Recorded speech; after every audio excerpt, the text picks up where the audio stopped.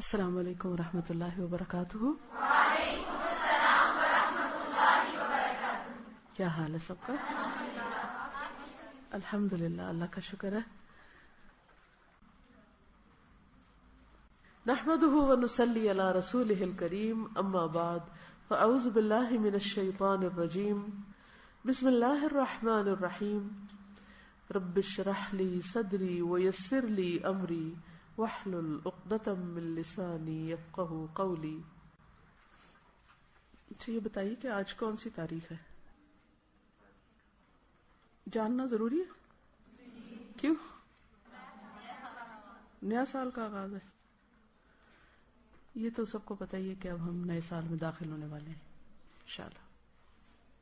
نیا سال محرم سے شروع ہوتا ہے، اور محرم کا لفظی معنی کیا ہے؟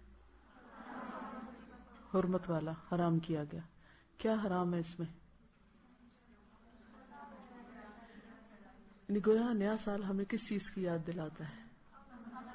امن کی، پیس کی، کہ اس میں مسلمانوں کا جان، مال، آبرو ایک دوسرے پر حرام ہے۔ لیکن کتنی حیرت کی بات ہے کہ اسی مہینے میں ہم سب سے زیادہ ایک دوسرے کی جان، مال، عزت، آبرو حلال کر لیتے ہیں۔ خصوصاً آپ دیکھیں کہ پاکستان میں کیا ہوتا ہے محرم آنے پر، ہر ایک خوف زدہ ہوتا ہے۔ کیوں؟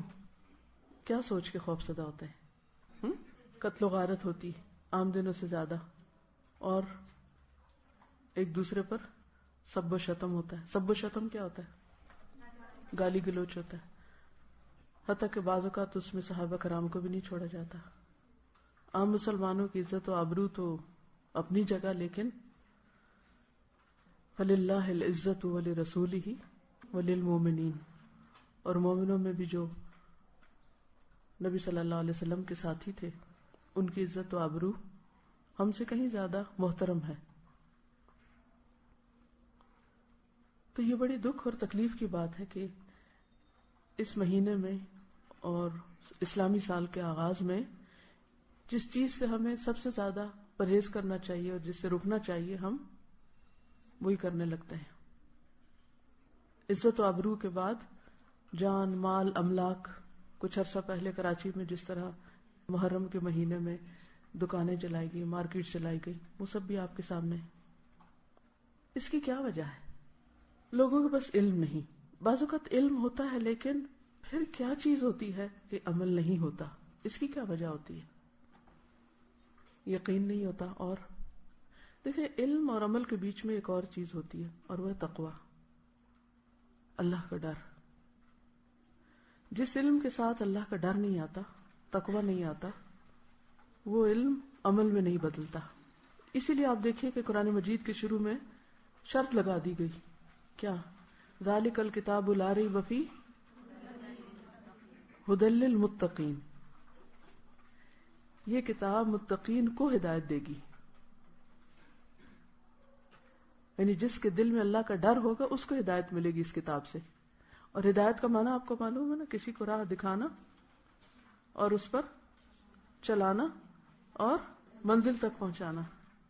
کتاب کھولنے سے راہ تو نظر آتی ہے، لیکن اس پہ چلنا اور پھر منزل تک پہنچنا، یہ صرف اس وقت ہوتا ہے جب انسان کے اندر کیا آتا ہے؟ تقوی، اللہ کا ڈر۔ اللہ کا ڈر ایسی چیز ہے کہ انسان چاہے سب لوگوں کے بیچ میں ہو، چاہے وہ تنہا ہو، دن میں ہو یا رات میں ہو، اندھیرے میں ہو یا روشنی میں ہو، کہیں بھی ہو، وہ حرام سے بچتا ہے، وہ غلط چیزوں سے بچتا ہے، وہ اللہ کی نافرمانی سے بچتا ہے۔ اور جب تک اللہ کا ڈر نہیں آتا تو بڑے سے بڑا عالم بھی بڑے بڑے غلط کام کرتا ہے، تو لوگ علم کو بدنام کرنے لگتے ہیں، دین کو بدنام کرتے ہیں، قرآن کو بدنام کرتے ہیں کہ دیکھو اس نے قرآن پڑھا اور اس کا عمل نہیں بدلا۔ حالانکہ قرآن نے تو پہلے ہی شرط لگا دی تھی کہ میں اس وقت تمہیں فائدہ دوں گا جب تمہارے اندر اللہ کا ڈر آئے گا، کیونکہ ان تتقوا اللہ یجعل لکم فرقانا، اگر تم اللہ سے ڈرو گے تو تمہارے اندر اللہ فرقان پیدا کر دے گا، یعنی فرق کرنا، تمیز کرنا سکھا دے گا، صحیح کیا غلط کیا ہے، کہ کہاں کیا کرنا چاہیے. کیونکہ علم پر عمل اصل میں ہے کیا، کہ کس چیز پر کب کہاں کیسے عمل کرے، کس موقع پہ کیا کرے. اسی کا نام حکمت ہے پھر، جو اس سے اگلا درجہ ہے. اور یہ بھی اللہ کس کو دیتا ہے؟ جس کو چاہتا ہے. اور وہ کیا دیکھتا ہے؟ کس کو دوں؟ جس کے اندر طلب ہو، تڑپ ہو. اور وہ طلب تڑپ کس چیز کی؟ کہ اللہ مجھ سے راضی ہو جائے، کہ مجھے اللہ وہ سکھا دے کہ جس سے میں وہ کام کروں کہ جس سے میرا رب مجھ سے راضی ہو جائے. اور جب یہ تڑپ آتی ہے تو پھر اللہ اس بندے کی قدردانی کرتا ہے. آپ ایک قدم اس کی طرف چلتے ہیں، وہ 10 قدم آپ کی طرف آتا ہے. وہ آپ کے لیے آسانیاں کر دیتا ہے. انسان کو انسان کے نفس کے شر، اس کے فتنوں اور شیطان اور لوگوں کے شر اور بہت سی خرابیوں سے انسان کو محفوظ کر دیتا ہے. اور یہ اس کی بہت بڑی نعمت ہوتی. تو محرم کی آمد کے ساتھ ہم سب کو پھر ایک بار اس سبق کو دہرا لینا چاہیے اور اپنے ساتھ کچھ عہد و پیمان کرنے چاہیے کہ میں اپنی زبان سے کسی کو بے آبرو نہیں کروں گی، کسی کے ساتھ ایسا معاملہ نہیں کروں گی کہ جس سے دوسرے کی توہین ہو، نہ سامنے اور نہ پیچھے. بہت سے لوگ سامنے تو مسکین بن جاتے، کچھ نہیں کہتے، لیکن جب دوسرا سامنے نہیں ہوتا پھر کیا کرتے ہیں؟ غیبت کر کے بیک بائٹنگ کرتے ہیں، کمر نوچتے ہیں، مردہ بھائی کا گوشت کھاتے ہیں. اور کچھ بڑے بہادر بنتے ہیں اور کہتے ہیں ہمیں کسی کا ڈر نہیں، ہم تو منہ پہ بھی کہہ سکتے ہیں. وہ اس سے بھی زیادہ بدتمیز ہوتے ہیں کہ جو اپنے آپ کو بڑا کانفیڈنٹ اور بولڈ سمجھتے ہوئے لوگوں کے منہ پر ان کو ذلیل کرتے ہیں. قرآن مجید میں آتا ہے وَيْلٌ لِكُلِّ ہُمَزَةٍ لُمَزَةٍ. یہ ہمزۃ اللمزہ کون ہوتا ہے؟ جو پیٹھ پیچھے بھی برائیاں کرنے کا خوگر ہوتا ہے اور منہ پہ بھی کرتا ہے، کہیں بھی باز نہیں آتا، اشاروں سے بھی کرتا ہے اور زبان سے بھی کرتا ہے. تو مومن اور منافق کا فرق یہی ہوتا ہے کہ مومن با اخلاق ہوتا ہے، منافق کے اندر کبھی اچھا اخلاق نہیں آ سکتا، وہ بد اخلاق ہوتا ہے. تو ایمان کا تقاضا یہی ہے کہ ہم اللہ سے ڈریں اور وہ کام کریں جو اللہ کو راضی کر دیں.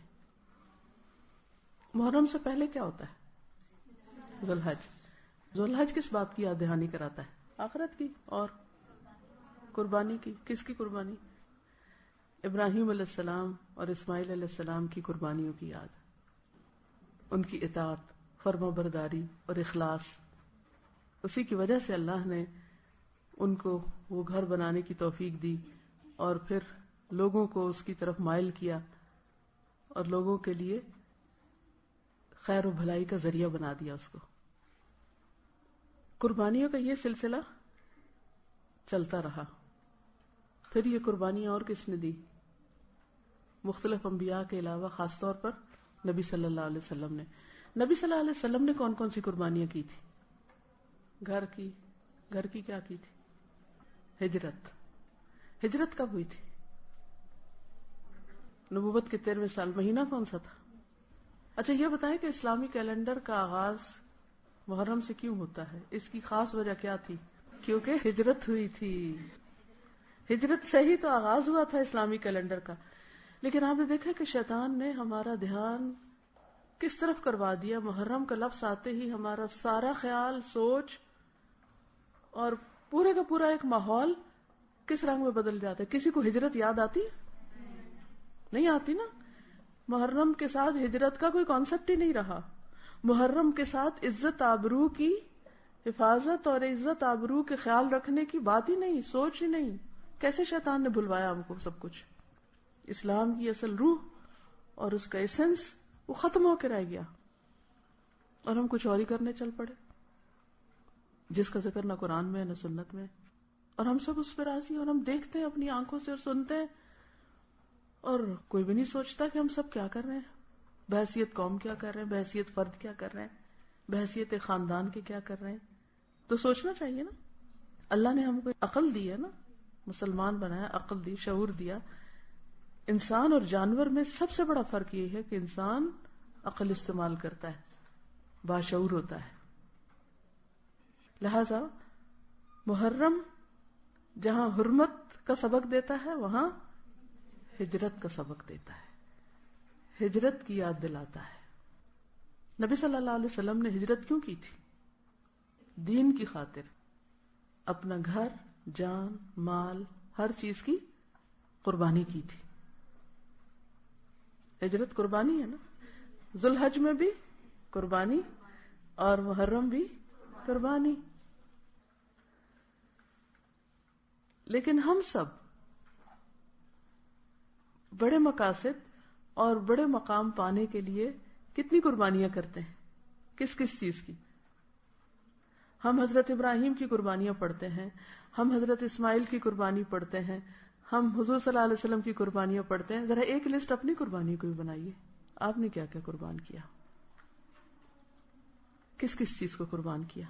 ہجرت صرف کسی جگہ کے چھوڑ دینے کا نام نہیں. ہو سکتا ہے آپ میں سے جو ہاسٹلائٹس ہوں وہ کیا کہیں کہ ہم نے بھی تو قربانی کی ہوئی ہے کہ گھر کا آرام چھوڑ کے ہاسٹل کے آرام میں رہتے ہیں. باقی لوگ یہ کہہ سکتے ہیں کہ ہم ہر روز گھروں سے نکلتے ہیں، گاڑیوں کے دھکے کھاتے ہیں، اتنا سفر کرتے ہیں، یہاں پہنچتے ہیں، اور ہاسٹل والوں کے کیا مزے اوپر سے نیچے آ جاتے ہیں. ہم زیادہ بڑی قربانی کر رہے ہیں. یہ تو ایک دفعہ گھر سے ہم روز آتے ہیں.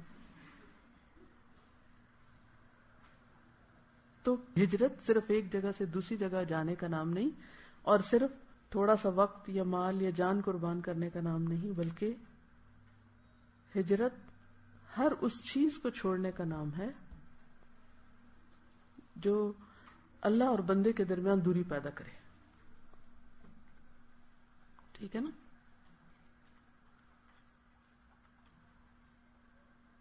اب آپ خود دیکھیے وہ کون سی چیزیں ہیں جو آپ اور آپ کے رب کے بیچ میں، رب کی یاد میں، اس کے ذکر میں رکاوٹ پیدا کرتی ہیں.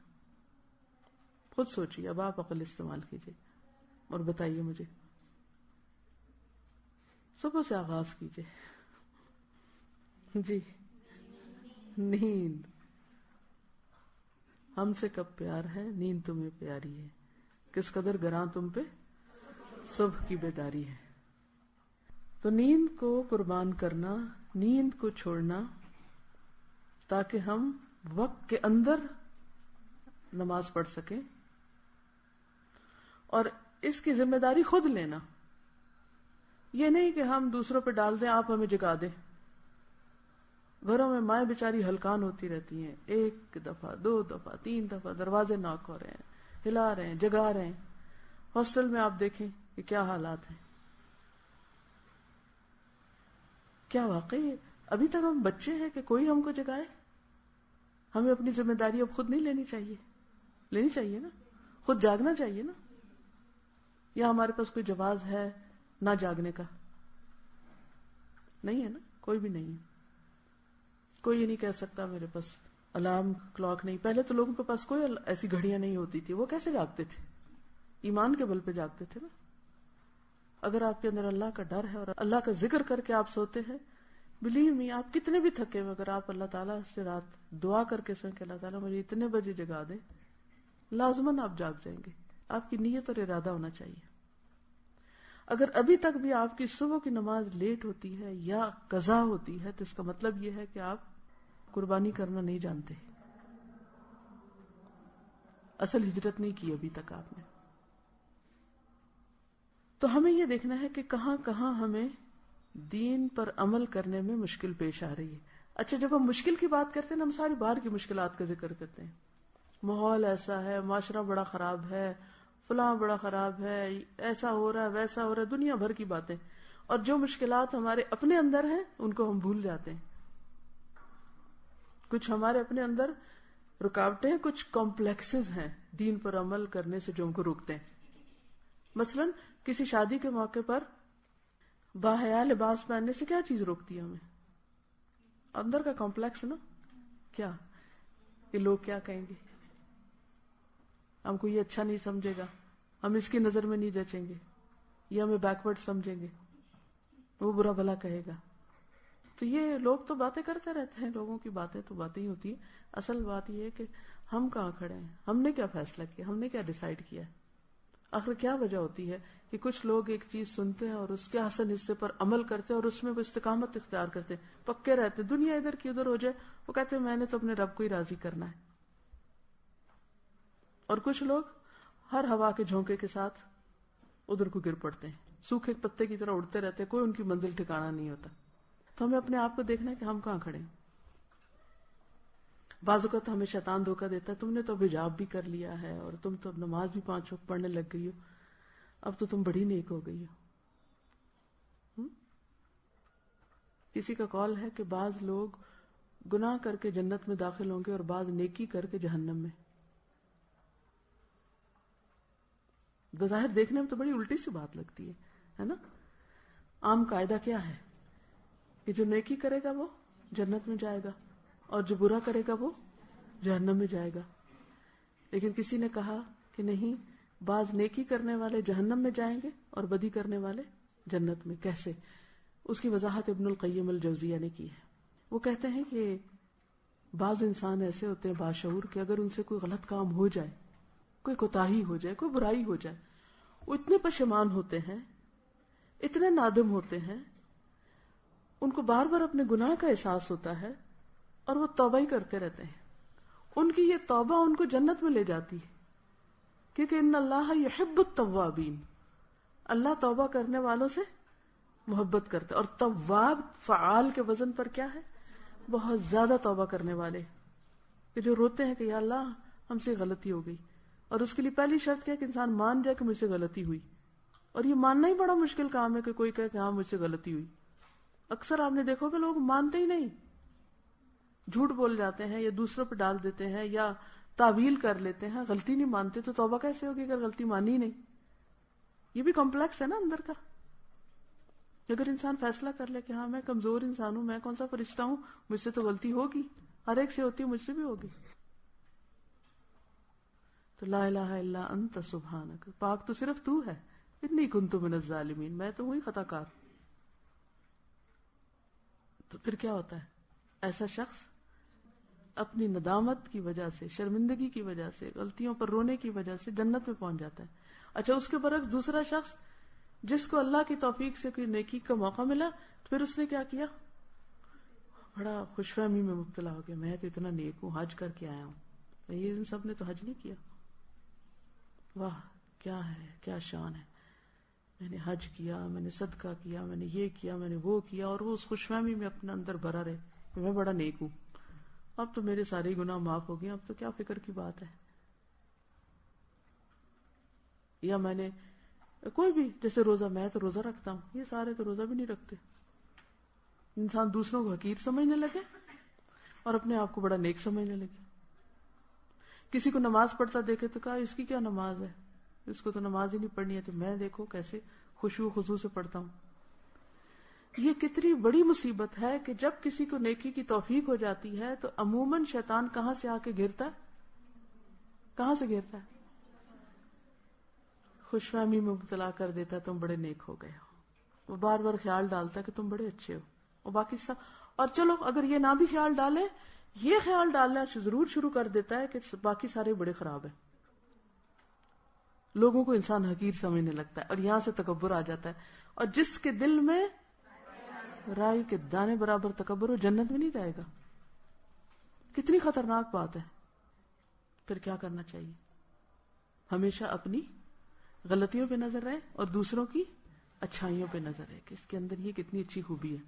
اگر ہم ہر ایک کے ساتھ ایسے ہی معاملہ کریں گے نا کہ اس کی اچھائیاں دیکھیں گے، یقین کریں ایک تو اپنا دل بڑا ٹھنڈا رہے گا، جس کو آپ دیکھیں گے خوش ہو جائیں گے.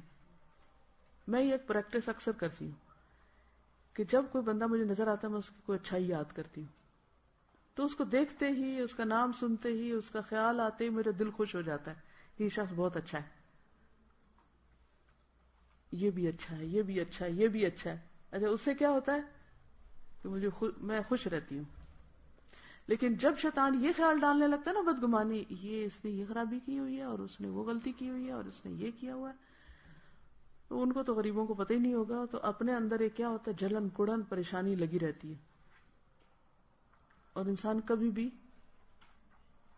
خوش مزاج نہیں ہو سکتا. یاد رکھیے کہ جب ہم دوسروں کی اچھائیوں پہ نظر رکھتے ہیں تو پھر اس وقت ہمیں کیا ہوتا ہے، اپنی غلطیاں بہت نظر آتی ہیں اور جب اپنی غلطیاں نظر آتی ہیں تو پھر پشیمانی اور ندامت ہوتی ہے. جب پشیمانی ندامت ہوتی ہے تو استغفار کثرت سے ہوتی ہے, خود ہی ہونے لگتی. وہ جو نبی صلی اللہ علیہ وسلم دن میں 70 سے 100 بار کرتے تھے نا, تو وہ اسی وجہ سے کر پاتے تھے. بعض اوقات ہم ایک عمل عرصے تک کرتے رہتے ہیں اور پھر بھول جاتے ہیں. تو اسی لیے جو کامیابی کی 4 خصوصیات بتائی گئی نا, ان میں وتواصوا بالحق وتواصوا بالصبر. ہم سب بھولنے والے, ہم سب کو یاد دہانی چاہیے تھی. کوئی عالم ہو, جاہل ہو, بڑا ہو, چھوٹا ہو, مرد ہو, عورت ہو, جوان ہو, بوڑھا ہو, سب کو یاد دہانی چاہیے. ہر ایک کو چاہیے, مجھے چاہیے, آپ کو چاہیے. تو اس لیے بہت ضروری ہے کہ ہم علم کی مجلسوں کے ساتھ ہر قیمت پہ جڑے رہیں, یا سیکھنے والے بن جائیں یا سکھانے والے بن جائیں. یہ نہیں کہ یہ سال آپ نے قرآن کے ساتھ گزارا ہے اور اس کے بعد آپ سب کچھ بند کر کے سب بھلا دیں, یہ نہ ہو. تو ہم سب کو محرم میں کیا کرنا ہے؟ ہجرت کرنی ہے. ٹھیک ہے, کس چیز سے؟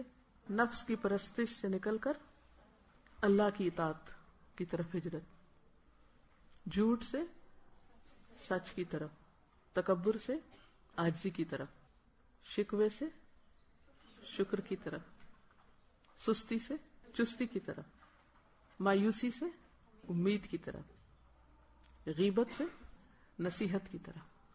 کسی کے اندر خامی دیکھے تو اس کو نصیحت کر دیں, اس کو بتا دے کہ ایسا نہ کیا کرو. گناہوں سے نیکیوں کی طرف, خیانت سے, ناراضگیوں سے درگزر کی طرف, بے صبری سے لوگوں کے ڈر سے اللہ کے ڈر کی طرف. تو ہم اپنے اس سال کے گول اور ٹارگٹ مقرر کر لیتے ہیں کہ میں کیا کروں گی, اپنے وقت کا صحیح استعمال کروں گی. بچوں کو بٹھا کر صحابہ کرام کی اچھی باتیں اور اچھی چیزیں, سب سے پہلے تو یہ سبق سکھائیں کہ محرم کا مطلب کیا ہے, اور پھر ہمیں کس طرح دوسروں کی عزت احترام کرنا چاہیے, اور اللہ, رسول اور مومنین کی عزت کیا ہے, اور جن سے اللہ راضی ہو گیا ان کے بارے میں ہمیں کیا کرنا چاہیے. اب دیکھیے, یہ جو حرمت ہوتی ہے نا کسی کی عزت, یہ ایسی چیز ہے کہ اگر ایک کی ٹوٹے نا تو لڑی ٹوٹ جاتی ہے, اب سب کی ٹوٹنے لگتی ہے. اگر صحابہ کرام کی عزت نہ کی ہم نے, کسی اور کی کوئی کرے گا, ماں باپ کی کوئی کرے گا, بہن بھائیوں کی کرے گا, استادوں کی کرے گا, بزرگوں کی کرے گا, بوڑھوں کی, کسی کی بھی پھر نہیں رہتی. ٹھیک ہے نا. تو اللہ تعالیٰ نے اسی لیے سارے مومنوں کی عزت, جان مال ایک دوسرے پہ حرام کر دی کہ تمہارے پاس حق نہیں کہ کسی کے ساتھ ایسا سلوک کرو. اچھی باتیں سیکھوں گی اور دوسروں کو سکھاؤں گی, اپنے مقصد کی طرف کیا کروں گی, متوجہ رہوں گی. تو انشاءاللہ اللہ سبحانہ وتعالی ہماری مدد کرے گا اگر ہم نے اللہ کے دین کی مدد کی. ان تنصروا اللہ ینصرکم ویثبت اقدامکم. اگر اللہ کو ہماری یہ ہجرت پسند آ گئی تو کیا ہوگا, رحمتوں کے دروازے کھل جائیں گے اور نیکیوں کی طرف اور رستے آسان ہو جائیں گے انشاءاللہ. اب کوئی سوال ہے آپ کو تو کر لیں. ٹھیک ہے, اوکے, اجازت. السلام علیکم ورحمۃ اللہ وبرکاتہ.